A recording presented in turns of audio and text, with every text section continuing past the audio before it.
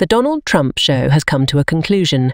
Trump's endeavour to transform his trial into a spectacle resembling a political campaign has proven unsuccessful.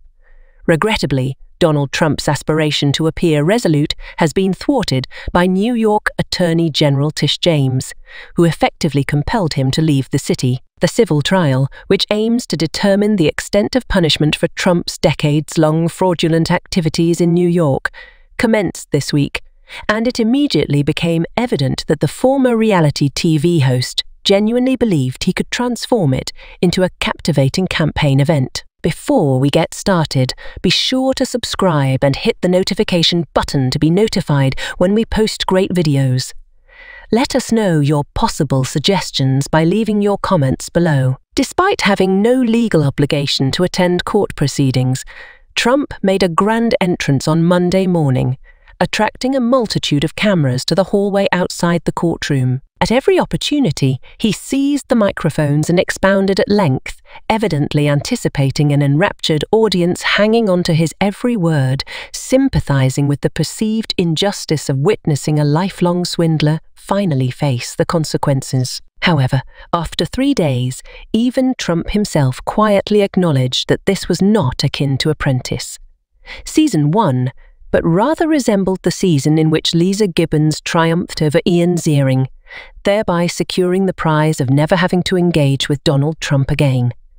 I am assuming this, as like the majority of Americans, I did watch it. Failing to generate interest in his incoherent ramblings beyond the courtroom doors, Trump promptly retreated and returned to Florida. Hopefully, his expulsion from New York serves as a prelude to the termination of all his commercial endeavors within the state. The Donald Trump show is over, declared New York Attorney General Letitia James to reporters on Wednesday. This was nothing more than a political ploy. Trump's already pronounced narcissism has been intensified over the years due to the adulation of mega crowds and influential individuals who have flattered him. Consequently, he appeared to genuinely believe that he would come across as tough and impressive in front of the cameras. However, instead of projecting strength, the American public was presented with a series of photographs depicting him as a sulking child in court, accompanied by reports of his behavior resembling that of an impatient and fidgeting toddler throughout the proceedings. During breaks, he would unleash rants at the cameras, oscillating between racist and sexist remarks directed at James, while incessantly complaining about trivial details that even the most ardent legal enthusiasts find uninteresting. In contrast, James has been winning the media battle by exuding effortless confidence, a quality that Trump envisions himself possessing. It is worth noting that James' ability to articulate her thoughts concisely and coherently, without digressing into mundane details, certainly aids her cause. Trump appears to comprehend that the lasting impression at the end of the week is that he was forced out of town by James. We can deduce this from his excessive posts on Truth Social, where he vehemently claims that he was the one who rejected New York, rather than the other way around. In one of his posts, he exclaimed, "Companies are fleeing," it in reference to New York City, describing it as a rat's nest and emphasizing the rise in murders. Violent crime hit unimaginable records. Clearly, he is setting himself up to later pretend that the closure of his businesses was a voluntary decision on his part, rather than a court-ordered liquidation. However, it is worth pausing for a moment to acknowledge that crime rates in Manhattan were significantly higher in the 1980s, when Trump initially resorted to fraud and deceptive tactics to build his real estate empire on the island. During Trump's heyday in Manhattan, the murder rate was over 5 times what it is today. Therefore, it is inaccurate to claim that he is fleeing. A city plagued by crime. In reality, he is being forced to leave. Undoubtedly, the argument will be made that Trump's failure to the attention sought by Mr. Trump is attributed to the proceedings in the House of Representatives, which have become a spectacle. It is undeniable that the recent removal of Speaker Kevin McCarthy, a Republican from California, has captured the attention of the mainstream media. This event has been more captivating than the testimony regarding the accounting practices employed by Mr. Trump to deceive tax assessors and bankers. It is possible that Mr.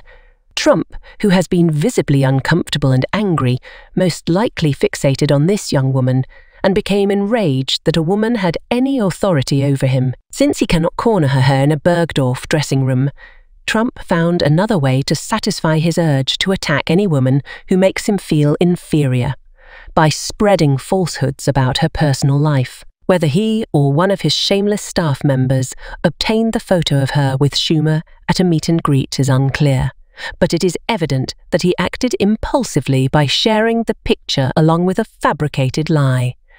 Undoubtedly, a combination of ennui and misogyny appeared to be the driving force behind this decision. Furthermore, it implies that Trump was becoming anxious due to his inability to transform this trial into a sensational spectacle.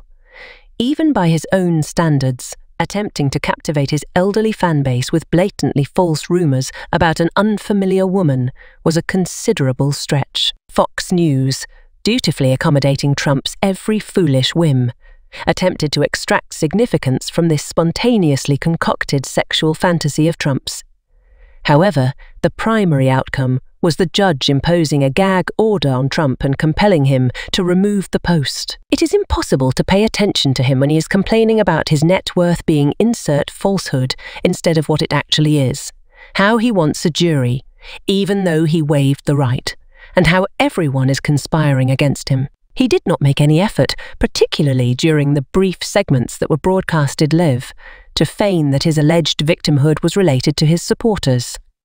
Instead, it was an extended and difficult-to-follow display of self-pity. It is evident that his narcissism has grown to an excessive extent as he persisted for 3 whole days despite realizing early on that this would not be the theatrical experience he had envisioned. However, a clear indication that Trump knew, to some extent, that things were not going well was his feeble attempt to propagate a conspiracy theory about an affair between Justice Arthur Engoron's law clerk, Alison Greenfield, and Senate Majority Leader Chuck Schumer. The events that transpired here are not particularly mysterious. Greenfield has been sitting next to Engoron on the bench as he presides over the case. Trump is currently expressing his displeasure towards Representative Matt Gaetz, a Republican from Florida, for stealing his thunder by filing a motion to vacate Mr. McCarthy from his position. However, the reality is that Mr. Trump's attempts to manipulate the court proceedings were already faltering before Mr. Gaetz's intervention. On Monday morning, I observed the cable news coverage as Mr. Trump made his way to court. Initially, the networks were eager to turn this into a spectacle. CNN even had a drone camera following Mr. Trump's motorcade to court. There was breathless commentary as various individuals walked past the camera banks into the courtroom. It was evident that Mr. Trump's team had been instructed to smile for the cameras as if they were on a red carpet at an awards show. Then the supposed highlight of Mr. Trump's arrival occurred, and the entire spectacle fell apart. Mr. Trump had only spoken for a minute or two when both MSNBC and CNN realized that it was dreadfully dull television. Consequently, they cut his sound and talked over him. Fox kept the audio feed live, but most likely to avoid future tantrums from Mr. Trump. Listening to Mr. Trump ramble on about himself is challenging, even for his supporters. The news cycle shifted from "look at this outrageous act" by Trump to "it turns out that it is not impossible to instruct Trump to cease speaking." Ultimately, Trump endeavored to redirect his attention towards more familiar bait for his financially vulnerable supporters, namely anti-Semitic conspiracy theories. This shift suggests that Trump's team was not making significant progress with their "observe Trump in court" ploy. Even his supporters are becoming disinterested and are simply yearning for more narratives about George Soros conspiring against them. Naturally, it is a tremendous relief that Trump concluded it was not worthwhile to spend hours in hair and makeup each day, delivering rants to cameras while nobody pays attention. This certainly does not signify the end of Trump. His base continues to exhibit boundless gullibility, willingly contributing funds to the alleged billionaire in order to cover his legal expenses, and they were genuinely thrilled to contribute because he obtained a mugshot in Georgia. However, this week served as a gratifying reminder that Trump's tactics of deceit, intimidation, and spectacle hold limited value within the confines of a courtroom.